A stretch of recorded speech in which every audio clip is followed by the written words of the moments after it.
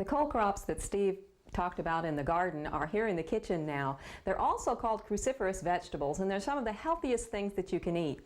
The kinds that we have here are just a variety of the cruciferous family.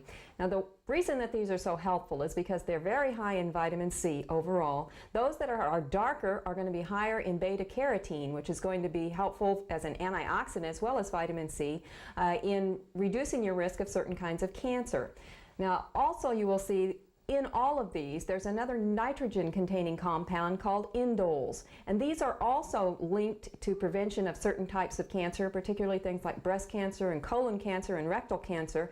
How this mechanism works, we're not sure at this particular time, but we do know that people that have diets that are high in cruciferous vegetables do tend to have lower rates of cancer. So you may want to increase your consumption of these, not only because they taste good, because they're so nutritious for you as well. Now, we're going to look primarily at Brussels sprouts today, but the kinds of principles that I'm going to talk about as far as cooking will apply pretty much to all the cruciferous vegetables because they all have similar chemical structure. They're all in the same family, so if we do something to this one and you copy this, you'll be able to accomplish some things with the others as well. Looking at the Brussels sprouts that we have today, you'll notice that first of all, these are not necessarily as good a condition as we would like. Some of the outer leaves are damaged. They aren't as bad as some that you may see in the market at some time or bring in from the garden or have in your refrigerator for a long period of time where you have the leaves actually turning yellow. But you will want to cut away the base of this. Now don't cut away the base so much that you have the leaves falling off when it's cooking because you pretty much want to keep this thing intact. But you can take away some of the outer leaves that are damaged a little bit.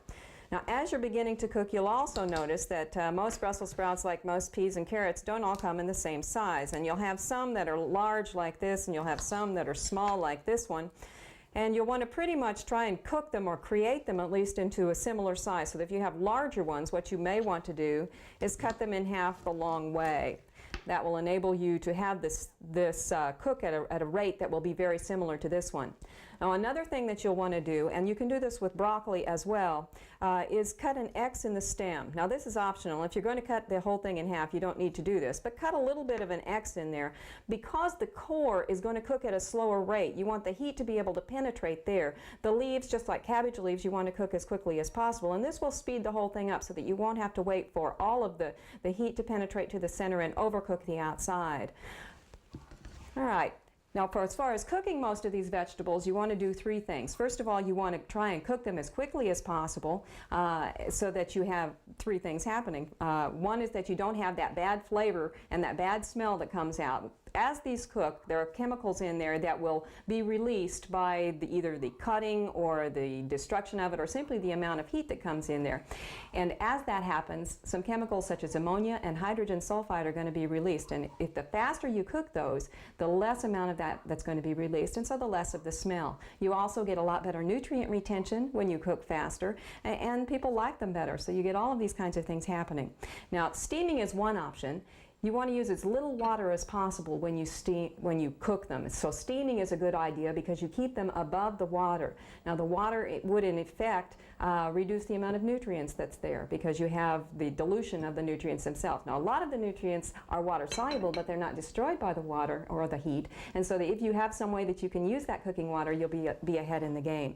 Now you can also boil these. If you're going to boil them, have the water boiling when you put them in with any of the cruciferous vegetables. Again, because that shortens cooking time and reduces the amount of that off smell that you get, the off flavor that particularly kids may not be particularly fond of, and it also will maximize the nutrients. With the steaming, I've got these in a steamer basket. We're going to put them on to heat. If it's a good idea, if you can, to have the water boiling before you lower the steamer basket in there. Again, shortens cooking time. Remember, when you're cooking all the cruciferous vegetables, the three things you want to do are minimize the amount of water that you use or the contact with the water, minimize the amount of cooking time that you have, and finally let the volatile acids out. After it's cooked for about a minute or two, take the lid off for 10 to 15 seconds so those volatile acids can get out and you'll get a lot better product. The particular one we're going to work with today is called Brussels sprouts and apples, and it's very simple. We used about 1.5 pounds of Brussels sprouts.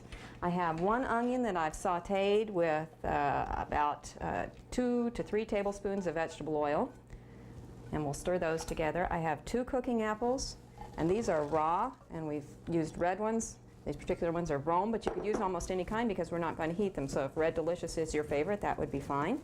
We have 2 tablespoons of raisins, and I have 3 tablespoons of honey and 3 tablespoons of lemon juice that I'm going to stir together just a little bit. Now these, I would recommend that you serve this while the vegetables are still warm. Even though the apples are not cooked, it will give it a little bit better flavor. Put these on a serving plate and try and catch all of them that have moved elsewhere. Now, one of the things you also want to remember about cruciferous vegetables is that as they are stored, you'll have continued change in the carbohydrate itself. And that's the reason that the stem on the broccoli will continue to get harder and harder the longer it's in the refrigerator, because the carbohydrate will change from sugar into lignin, which is one that's not softened with cooking.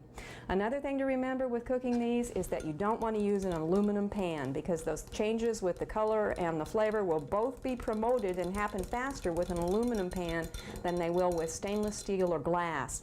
With cauliflower, if you use aluminum, you'll also have color change. It will change from white to yellow, and if you use a steel pan, such as one of the big heavy cast iron pans, you'll have a change to blue.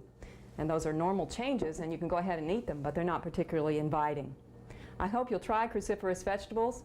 They're good for you, they taste good, and they make the table very, very colorful. For Oklahoma Gardening, this is Barbara Brown.